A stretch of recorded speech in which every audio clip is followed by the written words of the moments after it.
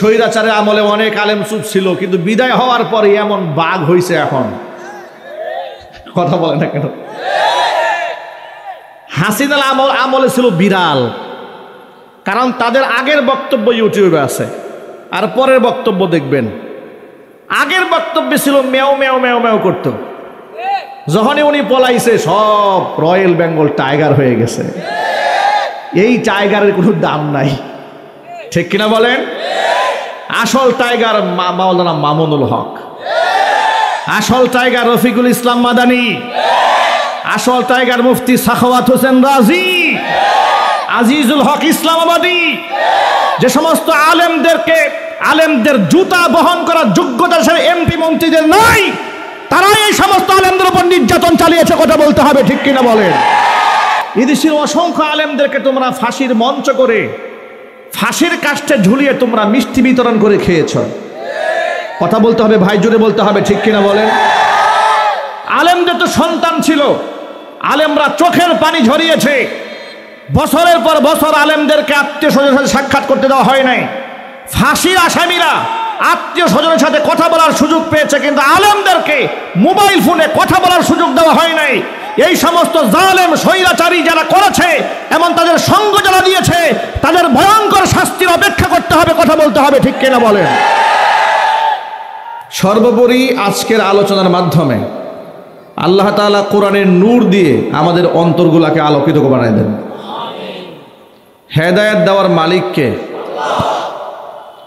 পৃথিবীর কোনো পীরের হাতে হেদায়েত আছে? কোনো দরবেশের হাতে? হেদায়েতই যদি পীর দরবেশের হাতে না থাকে, তো জান্নাত জাহান্নাম পীর দরবেশের হাতে কেমনে থাকে? আমাদের দেশের অসংখ্য লোকেরা বিশ্বাস করে এই কথা যে পীর দরবেশের হাতে অনেক ক্ষমতা, এই জন্য তারা পীরের বাড়িতে গরু নিয়ে যায়, মহিষ নিয়ে যায়, খামোখা যায় না, কিন্তু এটা বিশ্বাস নিয়ে যায়। ওরা জানে আমি যার দরবারে গরু নিয়ে যাচ্ছি, বাবা যদি একটাবার আমার গরুটা খেয়ে ফেলে, মানে কবুল করে, তাহলে আমার মনে সব আশা পূর্ণ হয়ে যাবে। এই নিয়তে বাবার দরবারে গরু মান্নত, ছাগল মান্নত, ভেড়া মান্নত, দুম্বা মান্নত, সিন্নি মান্নত, এগুলা এই দেশে প্রচলিত আছে না নাই? এখান থেকে আমাদের বের হয়ে আসতে হবে। বদ আকিদা, তাওহীদের মধ্যে ভেজাল, এগুলা ঠিক করতে হবে। ঈমান যদি পরিশুদ্ধ না হয়, লা ইলাহা ইল্লাল্লাহ এই কথার তাৎপর্য যদি হৃদয়ের গভীর থেকে উপলব্ধি না করি, ভাষা তাওহীদ দিয়ে নামাজ পড়েও কোনো লাভ হবে না, সেজদা দিয়ে কোনো কাজে আসবে না। ঈমানের ক্ষেত্রে কোনো কম্প্রোমাইজ নাই। ঈমান এমন একটা প্ল্যাটফর্ম, অসংখ্য ঘটনা আপনারা শুনেছেন যে সাহাবীরা মৃত্যুদণ্ড গ্রহণ করেছেন, কিন্তু ঈমানের ব্যাপারে আপোষ করেন নাই। হযরতে বেলালকে পিটিয়েছে, রক্তাক্ত করেছে, মেরেছে, ঈমানের ব্যাপারে আপোষ নাই। সুবহানাল্লাহ বলেন। রোম সম্রাট আব্দুল্লাহ ইবনে হুযাফা রাদিয়াল্লাহু তাআলা আনহু সহ বিরাট একদল সাহাবীদের কাফেলাকে গ্রেফতার করে ফেলে। লোভনীয় প্রস্তাব দেয় আব্দুল্লাহ ইবনে হুযাফাকে, আব্দুল্লাহ, তুমি যদি আমাদের প্রস্তাবে রাজি হও, ইসলাম ধর্ম ছেড়ে খ্রিস্টান ধর্ম গ্রহণ করলে রোম সম্রাটের সুন্দরী মেয়ের সাথে তোমার বিবাহ দিয়ে দেওয়া হবে, রোম সাম্রাজ্যের অর্ধেক তোমার নামে লিখে দেওয়া হবে। তিনি লোভনীয় প্রস্তাব গ্রহণ করলে না, ঈমানের ক্ষেত্রে কম্প্রোমাইজ নাই। যখন দেখলো লোভে পা দেয় না, তখন ভয় দেখালো। ভয়টা কি? তেল গরম করা হলো, ফুটন্ত তেলে মুজাহিদিন কয়েকজনকে ছেড়ে দেওয়া হলো। মুহূর্তের মধ্যে তাদের গা থেকে গোশতগুলো আলাদা হয়ে হাড়গুলো ভেসে উঠল। শাহাদাতের অমীয় সোধা পান করে তারা জান্নাতের মেহমান হয়ে গেলেন। চোখের সামনে এমন ভয়াবহ দৃশ্য দেখার পরে আব্দুল্লাহ ইবনে হুযাফা রাদিয়াল্লাহু তাআলা আনহু এত বড় ভয়ানক দৃশ্য দেখার পরেও সিদ্ধান্তে অনড় এবং অবিচল। এবার আব্দুল্লাহ ইবনে হুযাফাকে টেনে রশি দিয়া বেঁধে ফুটন্ত তেলের সামনে হাজির করা হলো। এবার তার পালা, তাকে ফেলে দেওয়া হবে। ফুটন্ত তেলের সামনে দাঁড়িয়ে আব্দুল্লাহ ইবনে হুযাফা রাদিয়াল্লাহু তাআলা আনহু কান্নায় ভেঙে পড়লেন। রোম সম্রাটের সৈনিকরা মনে করেছে আব্দুল্লাহ মৃত্যুকে ভয় পেয়েছে, তা না হলে কান্দে কেন? হযরত আব্দুল্লাহর চোখের পানি দেখি সম্রাটের কানে তার আওয়াজ দিয়া দিল, রোমের সম্রাট, সম্ভবত আপনার প্রস্তাবে এবার আব্দুল্লাহ রাজি হয়ে যাবে। আব্দুল্লাহ ভয়ে কান্না শুরু করেছে। বলে তাই নাকি? বলে হ্যাঁ। তো আমার সামনে তাকে নিয়ে আসো। এবার আব্দুল্লাহ ইবনে হুযাফাকে সম্রাটের সামনে আনা হলো। সম্রাট বলল, আব্দুল্লাহ রে, তুমি বোধহয় আমার প্রস্তাবে রাজি। আব্দুল্লাহ ইবনে হুযাফা রাদিয়াল্লাহু তাআলা আনহু বলছেন, রোমের সম্রাট, আমার যে চোখের পানি এটা ভয়ের পানি না, এটা আমার আফসোসেরও পানি না। আমার মনের মধ্যে শুধুমাত্র একটা বেদনা অন্তরে আছে, সেই বেদনার জন্য আমি কান্না করি। এটা আমার মৃত্যুর ভয়ে কান্না নয়। কিসের কান্না তাহলে? আব্দুল্লাহ ইবনে হুযাফা বলেন, নবীজির মুখ থেকে শুনেছি একবার যদি কেউ স্বাভাবিক মৃত্যুবরণ করে কিংবা শহীদ হয়ে যায়, দুনিয়াতে আল্লাহ তাকে আর কোনোদিন ফেরত দেবে না। কিন্তু আজকে আমার একটা মাত্র জান আল্লাহ আমাকে দিয়েছেন। এই মুহূর্তে যদি আমার জীবনটা, একটা মাত্র জীবন আল্লাহর পথে শাহাদাত বরণ করে, আমার তো আর কোনোদিন দুনিয়াতে ফিরে আসা হবে না। আল্লাহর পথে আমি আর জীবন দিতে পারবো না। আল্লাহ রাব্বুল আমিন যদি আমাকে শতবার জীবন দিতেন, আল্লাহর সন্তুষ্টি কল্পে আমি আল্লাহর তাওহীদের জন্য, একত্ববাদ বিশ্বাস এ জমিনের মধ্যে প্রতিষ্ঠিত করার জন্য শতবার শত প্রাণ আমি এই ফুটন্ত তেলের মধ্যে সঁপে দিতাম। কিন্তু সেই সুযোগ তো আবার হবে না। আমি ওই আফসোসে কাঁদতেছি। জোরে কোন আল্লাহু আকবার। সাহাবায়ে কেরাম তাওহীদের ক্ষেত্রে, ঈমানের ক্ষেত্রে কোনো কম্প্রোমাইজ করেন না। এতে তারা শাহাদাত বরণ করেছে, হাসি মুখে ফাঁসির রশি গলায় নিয়েছেন। কিন্তু ঈমানের ক্ষেত্রে কোনো কম্প্রোমাইজ নাই। তারা বিশ্বাস করে নিয়েছেন রব কে? জোরে বলুন। এই বিশ্বাস মনে প্রাণে তারা গেঁথে নিয়েছেন।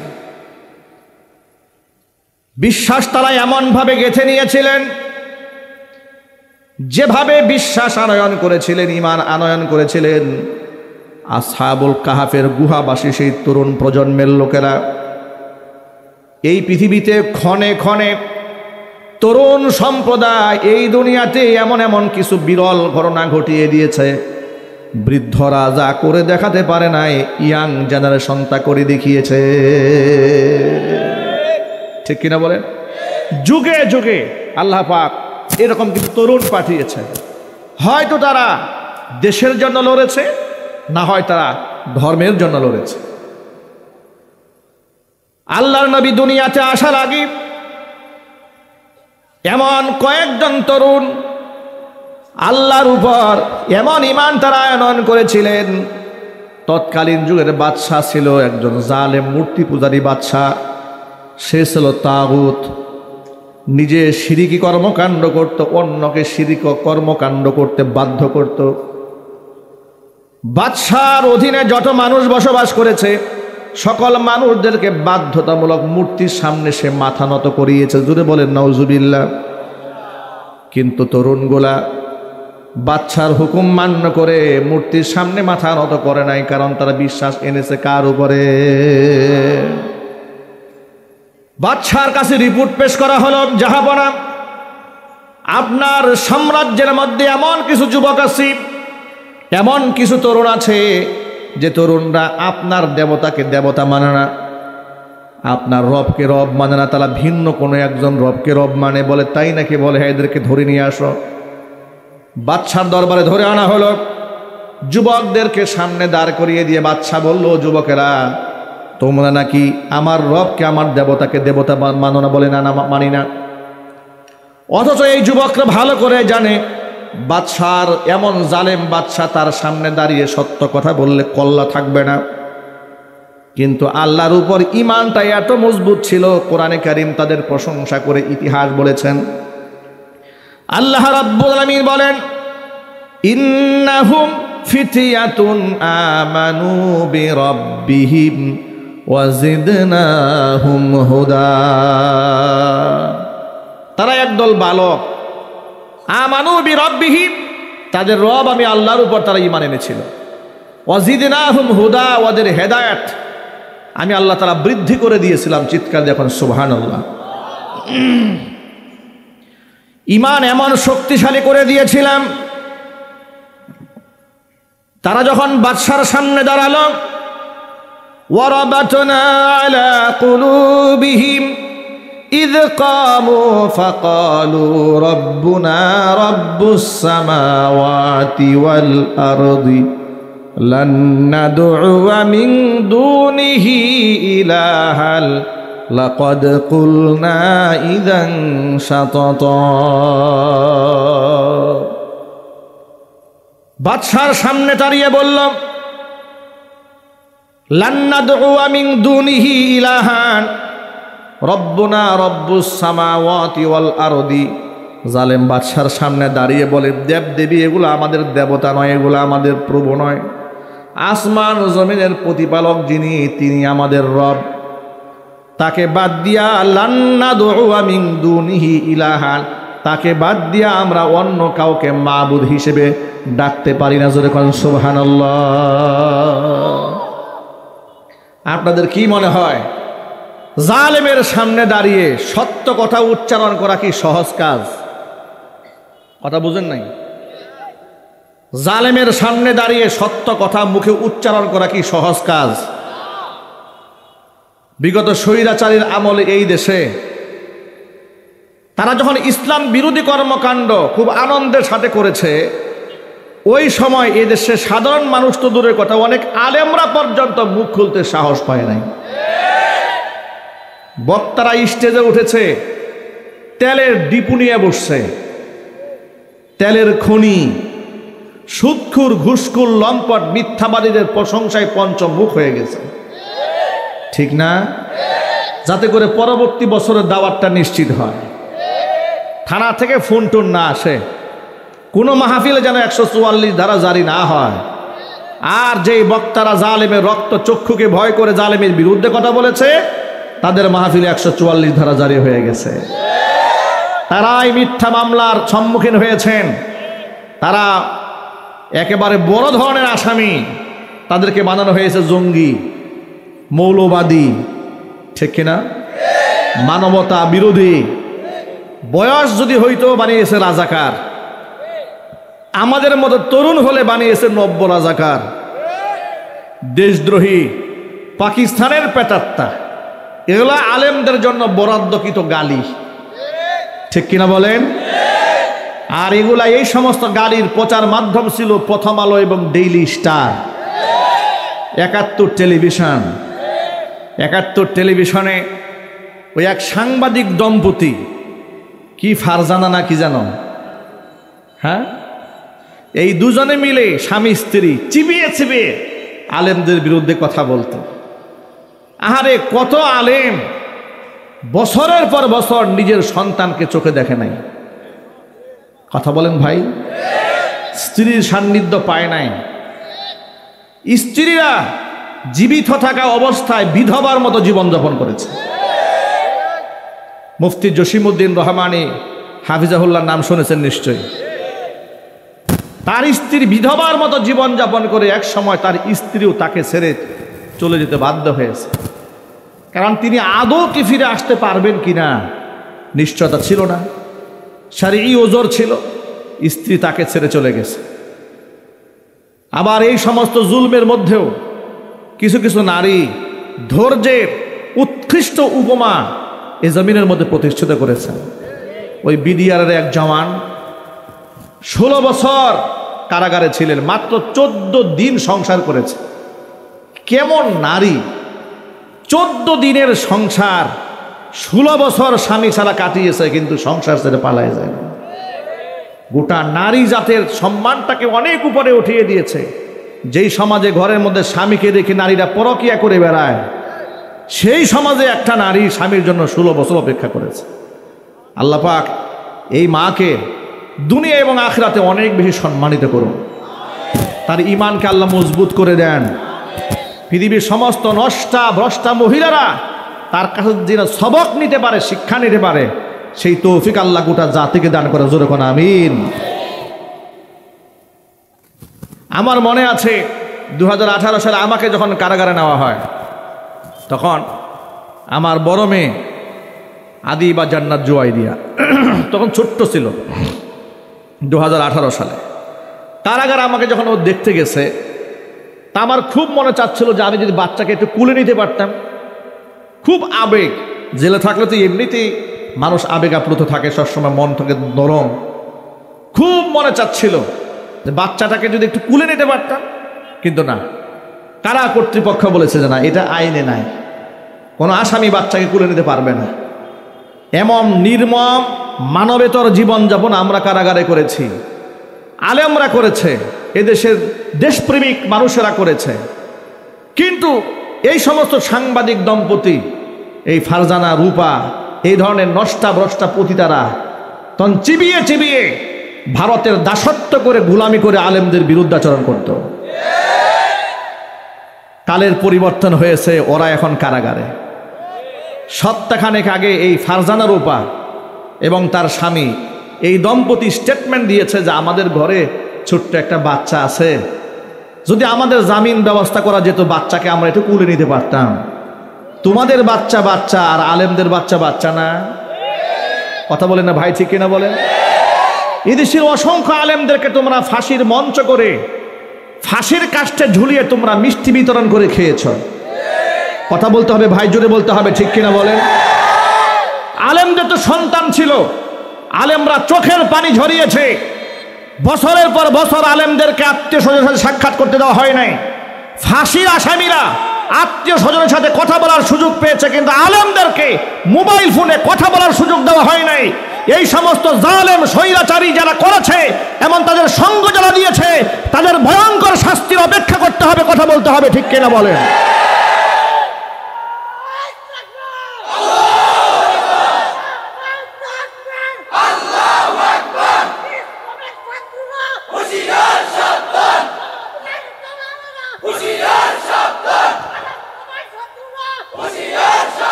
এজন্য জালেম শাসকের সামনে দাঁড়িয়ে সত্যবাণী উচ্চারণ করা হচ্ছে আফদলুল জিহাদ।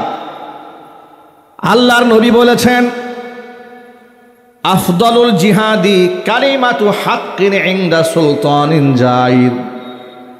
পৃথিবীর মধ্যে শ্রেষ্ঠ জিহাদ হচ্ছে জালেম শাসকের সামনে দাঁড়িয়ে সত্য কথা উচ্চারণ করা। এটা সবাই পারে না, এটা সবাই পারে। এটা যদি বলতে হবে ভাই, পারে। দেখবেন স্বৈরাচারের আমলে অনেক আলেম চুপ ছিল, কিন্তু বিদায় হওয়ার পরে এমন বাঘ হয়েছে এখন। কথা বলে না কেন? হাসিনার আমলে ছিল বিড়াল, কারণ তাদের আগের বক্তব্য ইউটিউবে আছে, আর পরের বক্তব্য দেখবেন। আগের বক্তব্যে ছিল মেও মেও মেও মেও করত, যখনই উনি পলাইছে সব রয়্যাল বেঙ্গল টাইগার হয়ে গেছে। এই টাইগারের কোনো দাম নাই, ঠিক কিনা বলেন? আসল টাইগার মাওলানা মামুনুল হক, আসল টাইগার রফিকুল ইসলাম মাদানী, আসল টাইগার মুফতি সাখাওয়াত হোসেন রাজি, আজিজুল হক ইসলামাবাদী। যে সমস্ত আলেমদের জুতা বহন করার যোগ্যতা এমপি মন্ত্রীদের নাই, তারাই এই সমস্ত আলেমদের উপর নির্যাতন চালিয়েছে। কথা বলতে হবে, ঠিক কিনা বলেন? আমার যুবক ভাইরা, কোরআন মাজিদ আল্লাহ তাআলা ওই যুবকদের প্রশংসা করেছেন যেই যুবকেরা জালেমের সামনে দাঁড়িয়ে আল্লাহর কথা বলেছেন। জালেম বাদশা বলল, দেবদেবীর সামনে সেজদা দাও না কেন, রবকে ডাকো না কেন? যুবকরা বলে, রব্বুনা রব্বুস সামাওয়াতি ওয়াল আরদি লান নাদউ মিন দুনিহি ইলাহা। এগুলো আমাদের রব নয়, এদেরকে আমরা ডাকি না, ওদের আরাধনা আমরা করি না, এদের পূজা অর্চনাও আমরা করি না। আমরা কার ইবাদত করি? আল্লাহর নামটা জোরে সোরে বলেন। আমরা একমাত্র আল্লাহর ইবাদত করি। লান নাদউ মিন দুনিহি ইলাহা, তাকে ছাড়া আমরা কাউকে ডাকতে পারি না, তাকে ছাড়া কারো ইবাদত করতে আমরা পারি না। লাকাদ কুলনা ইযান শাতাতা, তাকে বাদ দিয়া যদি আমরা অন্যকে ইলাহ বা মাবুদ মানি তাহলে তো আমরা মারাত্মক মিথ্যা কথা বলে ফেললাম, যেটা আমাদের দ্বারা কোনোদিন সম্ভব হবে না। বাদশা বলল, তরুণেরা, আমার সিংহাসনে তোমাদেরকে ডেকে এনেছি, আমার দরবারে ডেকে যদি এখন তোমাদেরকে আমি হত্যা করি, আন্তর্জাতিক আইনে এটা অপরাধ হয়। এমনকি এলাকার মানুষের আমাকে ভীতু এবং কাপুরুষ বলবে। নিজের দরবারে ডেকে এনে মানুষদেরকে আমি খুন করেছি। 1 সপ্তাহের জন্য তোমাদেরকে সময় দেওয়া হলো, আমার এই দরবার থেকে তোমরা বের হয়ে যাবে। সিদ্ধান্ত আমাকে জানাবে 1 সপ্তাহের মাথায় ধর্মান্তরিত হয়ে আমাদের ধর্মে তোমরা ফিরে আসবে। যদি ফিরে না আসো তাহলে পরবর্তী পদক্ষেপ গ্রহণ করা হবে। যুবকগুলা বাদশার দরবার থেকে বের হয়েছে। বের হওয়ার পরে মনে মনে ভাবল, এই মুহূর্তে যদি আমরা এলাকায় থাকি, বাদশা আমাদেরকে 2টা পদক্ষেপের যে কোনো একটা পদক্ষেপ নেবে। যদি ধর্মান্তরিত আমরা না হই তাহলে ওরা আমাদেরকে হত্যা করবে। আর ধর্মান্তরে হওয়া তো সম্ভবই না।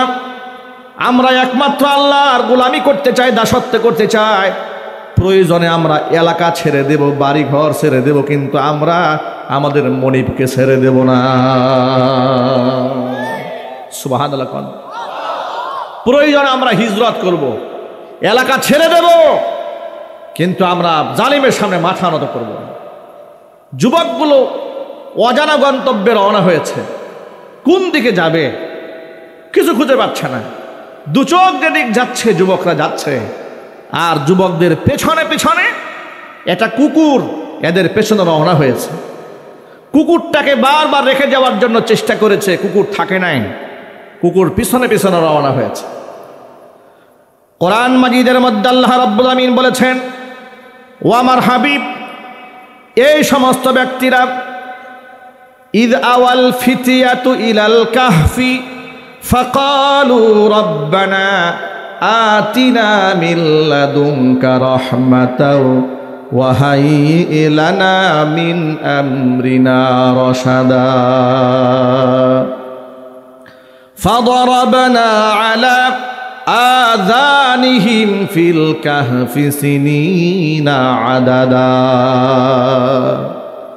চলতে চলতে লম্বা পথ পরিক্রমা পাড়ি দেওয়ার পরে ওরা সামান্যতম আশ্রয় গ্রহণ করলো পাহাড়ের গুহার ভিতরে। মনে মনে ভাবলো একটুখানি বিশ্রাম নিয়ে নেই। আর আমার কাছে দোয়া করে বলছে, রব্বানা, আমাদের রব, আতিনা মিন লাদুনকা রাহমাতান, তোমার পক্ষ থেকে আমাদেরকে রহমত দান করো, ওয়া হাইয়্ লানা মিন আমরিনা রাশাদা, আমাদের জন্য একটা সুন্দর রাস্তা বের করে দাও। এ কথা বলে ওরা কাইলুলা করার জন্য একটু শুয়েছে, একটু বিশ্রাম নিচ্ছে। আমি ফাদরাবনা আলা আযানিহিম, আমি এদের কানের মধ্যে ঘুমের মহল লাগাই দিলাম। ফিল কাহফি সিনিনা আদাদা, গুহার মধ্যে বেশ কিছু বছরের জন্য আমি এদের কানের মধ্যে ঘুমের মহল লাগালাম। মনে রাখবেন, মানুষ যখন ঘুমায় চোখ ঘুমায়, কিন্তু মানুষের কান ঘুমায় না, কান সজাগ থাকে। যার দরুন যখন আপনি সকালবেলা মোবাইল ফোনে অ্যালার্ম বাজে আপনার ঘুম ভেঙে যায়, কারণ কান সজাগ থাকে। ঠিক কিনা বলেন? কান ঘুমায় না। কান যখন ঘুমাবে মানুষ মরে গেছে মানুষ। আল্লাহ পাক বলেন, আমি এদের চোখের ঘুম দেই নাই, দিছি কিসের ঘুম? কান ঘুম পাড়িয়ে দিয়েছি। এমন ঘুমানো এরা ঘুমিয়েছে, চোখগুলো সবগুলোর খোলা। কুকুরটাকে বসাই দিয়েছে গুহার মুখে। দৃশ্যটা এমন বানিয়ে দিয়েছে, কেউ যদি এদেরকে দেখে, যে কেউ মনে করবে সবগুলো জাগ্রত, জেগে আছে। স্বাভাবিক অবস্থায় সবাই তাকিয়ে আছে, কিন্তু সব ঘুমে। নবী করিম সাল্লাল্লাহু আলাইহি ওয়াসাল্লামকে আল্লাহ পাক বললেন, ও আমার হাবিব, ওয়াতাহসাবুহুম আইকাযাও ওয়া হুম রুকুদ, আপনি যদি দেখতেন, আপনি ধারণা করতেন এরা সব জেগে আছে, কিন্তু একটাও জেগে নেই, সব ঘুমায় আছে। অনুকল্লিবুহুম যাতাল ইয়ামিনি ওয়া যাতাশ শিমাল, এদেরকে কখনো আমি ডানে কখনো বামে, এদেরকে আমি পার্শ্ব পরিবর্তন করে দিতাম। লম্বা সময় শুয়ে থাকলে মাটি যেন দেহ খেয়ে না ফেলে। সুবহানাল্লাহ বলেন।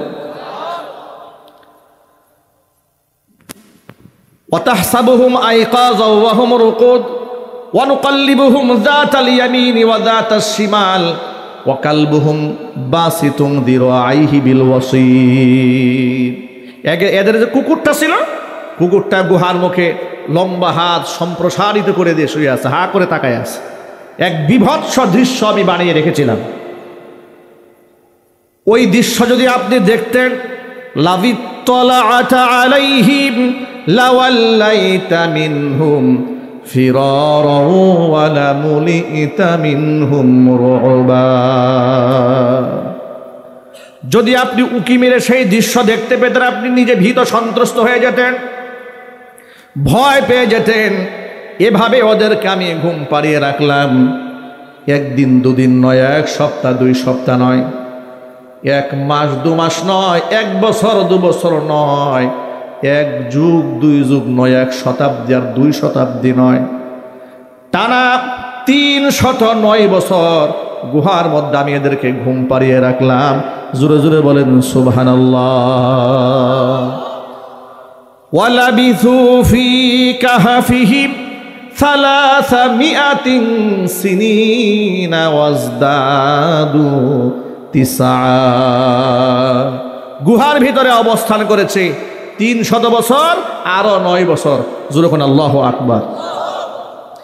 এত লম্বা সময় ঘুম পাড়ার পরে যে রাজা বাদশাহ যা ছিল, যাদের ভয়ে তারা পালিয়েছিল এলাকা ছেড়ে, এগুলা কি জিন্দা আছে একটাও?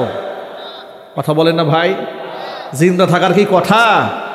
বাদশাহ তো মরেছে, ওর নাতিপুতি আছে, ওর নাতিপুতি 14 গোষ্ঠী সহ মাটির নিচে মাদফুন হয়ে গেছে, ঠিক কিনা বলেন? ইতোমধ্যে এলাকার মধ্যে যিনি শাসক হয়েছেন, ইসলামের শাসক হয়ে গেছেন। কিন্তু 309 বছর পরে এরা যখন ঘুম থেকে জেগেছে, ঘুম থেকে জাগার পরে শরীর একটু দেখবেন একটু অতিরিক্ত ঘুমালেই মাতাল মাতাল লাগে, ঠিক না? ক্ষুধার উদ্রেক হয়। কোরআনে কারীম আল্লাহ বলছেন, ওয়াকাযালিকা বাআসনাহুম লিয়াতাসাআলু বাইনাহুম। আমি এদেরকে ঘুম থেকে জাগ্রত করলাম, এরা একে অপরকে জিজ্ঞেস করছে, কাম লাবিস্তুম, কতক্ষণ ঘুমালে? একজন আরেকজনকে বলছে, ক্বালু লাবিসনা ইয়াওমান আও বা'দা ইয়াওম, একদিন ঘুমিয়েছি কিংবা এর থেকেও কম ঘুমাইছি। সুবহানাল্লাহ বলবেন। লাবিসনা ইয়াওমান, একদিন ঘুমিয়েছি, আও বা'দা ইয়াওম, অথবা একদিনের কিয়দাংশ ঘুমিয়েছি। সূর্য তো এখানে ছিল, ঘুমাইছি, এখন এখানে আসছে, মানে একটু ঘুমাইছি আর কি। তারা বলল, ক্বালু রাব্বুকুম আ'লামু বিমা লাবিসতুম, তোমাদের রবই ভালো জানে কয়দিন ঘুমিয়েছো। এটা নিয়ে এত ডিসকাশনের দরকার নাই, ক্ষুধা লেগেছে, এক কাজ করো, টাকা টুকা দিয়ে ফাবাআসু আহাদাকুম বিওয়ারিকিকুম হাযিহি ইলাল মাদিনা ফালিয়ানজুর আইয়ুহা আযকা তুআমান ওয়ালিয়াতালাত্তাফ ওয়ালা ইউশইরান্না বিকুম আহাদা। তারা বলল, এক কাজ করো, তোমাদের কাছে টাকা টুকা যেগুলো আছে এগুলা দিয়ে একজনকে বাজারে পাঠিয়ে দাও। তবে বাজারে যে ব্যক্তি যাবে সেজন্য অত্যন্ত সতর্কতার সাথে সেখান থেকে হালাল খাদ্য নিয়ে আসে। মুশরিকদের বাজার যেহেতু, আরেকটা বিষয় খেয়াল করবে, তোমাদের কেউ যেন টের না পায়, সতর্ক থেকো। বাস, তারা টাকা টুকা নিয়ে গেছে বাজারে। 309 বছর পরের বাজার আগের মতো আছে নাকি? আরে শিশুকালে আমরা কি দেখেছি? আমাদের বয়স তো অনেক বেশি হয়ে যায় নাই, 40-এর নিচেই তো আছে এখনো, ঠিক না? 37-38 বছর বয়সে দেশের কত কিছু পরিবর্তন আমরা দেখেছি। এই যেখানে আমাদের বাবার বয়সে লোকেরা আছে, এই মহল্লার কত পরিবর্তন, উত্থান পতন তারা দেখেছেন, ঠিক না? পাকিস্তান পিরিয়ডের একরকম অবস্থা দেখেছে, দেশ স্বাধীন হওয়ার পরে একরকম দেখেছে, সর্বশেষ আওয়ামী জাহিলিয়াত তারা দেখলো। কথা বলেন, কি জাহিলিয়াত? 1500 বছর আগের লোকেরা দেখেছে আইয়ামে জাহিলিয়াত, আর একবিংশ শতাব্দীতে এসে লোকেরা দেখলো আওয়ামী জাহিলিয়াত। কথা ঠিক কিনা বলেন? আওয়ামী জাহিলিয়াত বলবো না তো বলবোটা কি বলবো? মাহফিল করতে গেলে আল্লাহর কথা বলবো, পারমিশন নিতে হয় কার কাছ থেকে? যে নামাজ পড়ে না ওর কাছ থেকে। কথা বলে না কেন ভাই? হিন্দু অফিসারের কাছ থেকে পারমিশন নিতে হয়েছে মাহফিলের। এর চাইতে তো কচু গাছের সাথে মুসলমানদের দড়ি দিয়ে মরা উচিত ছিল। অনেক দুঃখ লেগেছে মনে। হিন্দুর কাছে গিয়ে বলতে হয়েছে, স্যার মাহফিল করতে চায়। স্যারে খুব সেলসেলা অনুমতি দিয়ে দিবে নাকি? না, স্যারে বলে বক্তাকে, কয় রফিকুল ইসলাম মাদানী। না না, হবে না, এ তো সন্ত্রাস, গুন্ডা। কথা বলে না, না এই বক্তা হবে না। তো কোন বক্তা? স্যার মামুনুল হক সাহেবকে দাও। সর্বনাশ, একেবারে ইজ্জত প্লাস্টিক বানায় ফেলবে। চলবে না, উচ্চ বাচ্চ কথাবার্তা বলে, খালি লাফায়, হবে না, বাদ দিয়েছে। স্যার তাহিরি আসবে। এতক্ষণে ঠিক আছে বেটা, কথা বলেন, এতক্ষণে বক্তা সিলেকশন ঠিক আছে। এটা এমন এক বক্তা, যেই বক্তা জানেও না এই দেশে কোনো আলেমদের উপর নির্যাতন হয় কিনা। মাটির নিচ থেকে উঠে আসে আর উড়াল দিয়ে আসমান দিয়ে চলে যায়, জমিন সম্পর্কে কোনো খবর নাই। এসে যদি কিছু বলতে মনে চায়, তাহলে মমতাজ যে গানটা গাইছে ওটা একটু সুর দিয়ে বলতে পারে। কথা বলতে হবে, ঠিক কিনা বলেন? মমতাজের গান, বাউল সরকারের গান, আউল বাউল ফাউলদের গান, নাচানাচি কুদাকুদি, এই হচ্ছে ওয়াজ। হিন্দু অফিসার করে, এটা হলো আসল বক্তা। কারণ আমার কাজ হচ্ছে ইমান ধ্বংস করা, এর কাজ হচ্ছে ইমান ধ্বংস করা। এরকম বক্তা দরকার। যা তরুণ আওয়ামী জাহিলিয়াতের আমলে হক্কানে আলেমদের বহু জায়গায় মাহফিল বন্ধ হয়েছে, ভণ্ডদের একটা মাহফিল বন্ধ হয়নি। কথা বলতে হবে, ঠিক কিনা বলেন? এই জন্য বলেছে আওয়ামী জাহিলিয়াত। এমন জাহিলি যুগ, যে জাহিলি যুগে ওয়াজ করতে বসলে এতগুলা শর্ত দিত। এই শর্তের ভিত্তিতে হুজুরকে ওয়াজ করতে হবে। স্টেজে বেনামাজি এসে বক্তাকে শাসিয়েছে। আয় আপনি এগুলো বলেন কেন? বলেন, আছে না নাই? বক্তার সামনে থেকে মাইক কেড়ে নিয়েছে, লাথি মেরে বক্তার সামনে থেকে মাইক ফেলে দিয়েছে, বক্তাকে স্টেজে অকথ্য ভাষায় গালিগালাজ করেছে। এগুলা কি সত্য না অসত্য? এগুলা কোন আমলের কথা? ১৫০০ বছর আগের। কোন আমলের কথা? আওয়ামী জাহিলিয়াতের আমলের কথা, ঠিক কিনা জোরে বলেন? এই আওয়ামী জাহিলিয়াতে যারা আলেমদের সাথে বিয়াদবি করেছে, এদের প্রত্যেকটার বিচার হওয়া উচিত। আপনারা কি একমত আছেন? বিচার হওয়ার দরকার নাই? নৌ পরিবহন মন্ত্রী, জুলাই আগস্টের গণহত্যাকারীর মাস্টার মাইন্ড, এই সমস্ত ব্যক্তিরা আদালতে হ্যান্ডকাপ করে তোলানো হচ্ছে। এরা বলে বিচারককে, মাননীয় আদালত, আমরা ৪-৫ বারের এমপি, আমাদের হাতে হ্যান্ডকাপ দিলে আমাদের প্রেস্টিজে লাগে, আমাদের একটা মান সম্মান আছে, আমরা বহুত বড় ইজ্জত আলী, আমাদের বহুত ইজ্জত আছে। আমার কলিজা ফেটে কান্না, সে খুবই দুঃখে। এদেশে কোরআনে কারিমের অসংখ্য হাফেজ আলেম, যাদেরকে হস্তকে স্পর্শ করে চুম্বন করা এই দেশের লোকেরা নিয়ামত মনে করে। আলেমদের মানুষ কপাল চুমা দিয়ে ধন্য মনে করে, আলেমের জুতা সোজা করে নিজেকে সৌভাগ্যবান মনে করে। এই রকম ব্যক্তি, এই সমস্ত আলেমদের পায়ে তোমরা ডান্ডা বিড়ি পরাও নাই লোহার? কথা বলেন না ভাই? গরুর রশি দিয়ে ওরা টানে নাই? আলেমদের মান সম্মান নাই? বরং আমি তো মনে করি যে সমস্ত আলেমদের পায়ে ডান্ডা বেরি ওরা লাগিয়েছে, ওই এক আলেমের জুতা আর আওয়ামী জাহেলিয়াতে আমলে সবগুলা মন্ত্রী এক পাল্লায় দিলে আলেমের পায়ের জুতার সমান হবে না। কথা বলেন, ঠিক কিনা বলেন? তো ইজ্জু মান তাশা ওয়া তুজিল্লু মান তাশা। ১৫০০ বছর আগে আল্লাহর নবীর একটা কথা শুনে রাখেন। আল্লাহর হাবিব বলেন, কুন আলিমান, সম্ভব হলে নিজে আলেম হয়ে যাও, আও মুতাআল্লিমান, অথবা আলেমের ছাত্র হয়ে যাও, আও মুস্তামিআন, ৩ নাম্বার, অথবা তুমি আলেমের শ্রোতা হও, ৪ নাম্বারে আও মুহিব্বান, আলেমকে ভালোবাসো, ওয়ালা তাকুনিল খামিস, ৫ নাম্বার হইও না, তাহলে তুমি ধ্বংস হয়ে যাবে, ফাতাহালিক। ৫ নাম্বার মানে হচ্ছে খবরদার তুমি আলেম বিদ্বেষী হইও না। পৃথিবীর ইতিহাস বলেছে, আসমান জমিন সাক্ষী, আলেম বিদ্বেষী হয়েছে যারা, লাঞ্ছিত অপমানিত হয়েছে তারা। তাকিয়ে দেখো সাবেক বিচারপতি কালামানিকের দিকে, আলেমের ফাঁসির রায় দিয়ে খুশিতে গদগদ, ঠিক না? টকশোতে এসে বলে আমি ওনাকে ফাঁসি দিয়েছি, খুব গর্বের সাথে বলেছে। মাসখানেক যেতে যা না যেতেই একেবারে ফকির মিসকিনের মতো কলা পাতায় শুয়ে পালাইতে গেছে। পাবলিক এমন পেদানি দিয়েছে। এই জন্য অ্যাডভোকেট তাজুল ইসলাম বলেছিলেন, প্রতিটি বিচারকের পেছনে বিচারপতি শামসুদ্দিন কালামানিকের এই ছবিটা কলা পাতায় শুয়ে পালাচ্ছে, এই দৃশ্যটা বাধাই করে বিচারকদের পিছনে ঝুলায় রাখা উচিত, যাতে বিচারক তার এজলাসে যাওয়ার সময় একবার ওই ছবি দেখে আরেকবার বিচারের কথা চিন্তা করে। কথা ঠিক নেবে ঠিক?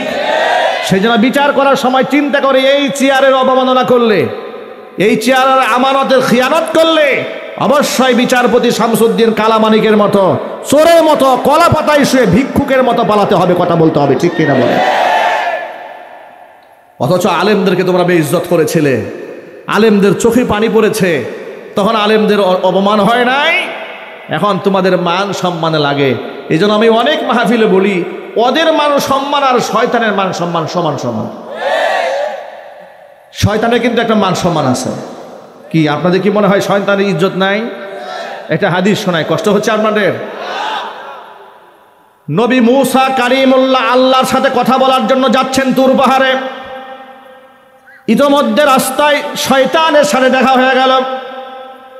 ইবলিস নবী মূসা কালিমুল্লাহকে ডেকে বলেন, আল্লাহর নবী মূসা আল্লাহর কাছে যাচ্ছেন কথা বলতে। বলে, হ্যাঁ, আপনার কাছে আমার ছোট্ট একটা আবদার, আপনি আমার হয়ে আল্লাহর কাছে একটু জিজ্ঞেস করবেন, আমি যদি তওবা করতে চাই তাহলে আমার জন্য তওবার দরজা কি খোলা আছে নাকি? কে তওবা করতে চায়? আরো জোরে বলেন। শয়তান তওবা করতে চায়। মূসা কালিমুল্লাহ বলেন, ঠিক আছে, আমি আল্লাহকে বলবো তোমার জন্য তওবার দরজা খোলা আছে নাকি। আল্লাহ রাব্বুল আলামিনের সাথে কথোপকথন হয়ে গেল। আল্লাহকে ডেকে নবী মূসা কালিমুল্লাহ বলছেন, রব্বুল আলামিন, আসার সময় শয়তানের সাথে দেখা হয়েছিল, তো শয়তান জানতে চেয়েছে তার জন্য তওবার দরজা কি খোলা আছে নাকি। আল্লাহ পাক বলেন, মূসা রে, ও তো তওবা করবে না। তিনি বললেন, আল্লাহ, সে জানতে চেয়েছে খোলা আছে নাকি, আর যদি খোলা থাকে সে রাস্তা তুমি বলে দাও, আমি তাকে বলে দেব। আল্লাহ পাক বলেন, হ্যাঁ, তার জন্য তওবার দরজা খোলা আছে। যে আদমকে সেজদা না করে আমার হুকুমকে লঙ্ঘন সে করেছিল, সে আদম তো এখন আর নাই, জমিন থেকে বিদায় হয়েছে। আদমের কবরে গিয়ে সেজদা দিয়া আমার কাছে সে যদি মাফ চায়, আমি শয়তানকেও মাফ করে দেব। মুসা আলাইহিস সালাতু ওয়াস সালাম নেমে এলেন, শয়তানের সাথে আবার দেখা। শয়তান বলল, আল্লাহর নবী মূসা, আমার কথা কি স্মরণ ছিল আপনার? আমার আবদারটা কি পূরণ করেছিলেন? বলে, নিশ্চয় করেছে। আল্লাহ কি বলেছেন? বলে, আল্লাহ বলেছে তোমার জন্য তওবার দরজা খোলা আছে। শয়তান বলল, তাহলে কেমনে তওবা করব? আল্লাহ বলে দিয়েছেন, আদম আলাইহিস সালাতু ওয়াস সালামকে সেজদা না করার কারণেই তো তুমি গুমরা হয়ে গিয়েছিলে। ওই আদমের কবরে গিয়ে সেজদা দিয়ে আল্লাহর কাছে তুমি যদি মাফ চাও, আল্লাহ পাক তোমাকে মাফ করে দিবেন। শয়তান বলে, আমার একটা মান সম্মান আছে না? আমি যে জিন্দা আদমরে সেজদা দেই নাই, এখন মরাটাকে সেজদা দেব, আমার কি একটু ইজ্জত নাই? শয়তানের যেমন ইজ্জত আছে, ওই রকম নৌ পরিবহন মন্ত্রীর আওয়ামী জাহিলিয়াতের সবগুলা মন্ত্রী ওই রকম ইজ্জত আছে। কথা ঠিক নেবে ঠিক? জালেমদের সাথে কোনো আপোষ নাই, খুনিদের সাথে কোনো আপোষ নাই, আলেম বিদ্বেষীদের সাথে কোনো আপোষ নাই, ভারতের গোলামদের সাথে কোনো আপোষ নাই। আমার যুবক ভাইয়েরা, এই তরুণেরা ঈমান রক্ষা করার জন্য পাহাড়ের গুহায় আশ্রয় গ্রহণ করেছিল। 309 বছর পরে ঘুম থেকে জেগেছে, বাজারে যাবে। বলল, সাবধানে বাজারে যেও, খবরদার তোমাদেরকে কেউ যেন টের না পায়, টের পেলে কিন্তু টুকরা টুকরা করবে। বলে, ঠিক আছে। 309 বছর পরে বাজারে গেছে। বাজারের পরিবেশটা কেমন যেন আনকমন আনকমন লাগে, আবার ভয়ও আছে মনে, বাচ্চা যদি টের পেয়ে যায়। এই জন্য খুব আড়াল করে নিজেকে কিছু কেনাকাটা করেছে, টাকা পয়সা দিয়েছে দোকানদারের হাতে। দোকানদার টাকায় দেখে এই আজব টাকা, ঠিক না ভাই? এটা আজীব টাকা, এই কিসের টাকা এটা? এদিক সেদিক করছে। তার এই অবস্থা দেখে আর উদ্ভট আচরণ দেখে দোকানদার শঙ্কিত হয়ে গেছে, তার দিকে তাকে সেও শঙ্কিত হয়ে গেছে, মনে করছে বাচ্চার লোক মনে হয় টের পেয়ে গেছে।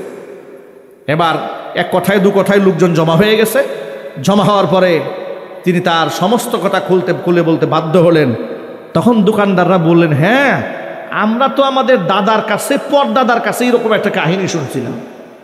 সুবহানাল্লাহ বলবেন না? কাহিনী শুনছে কার কাছে?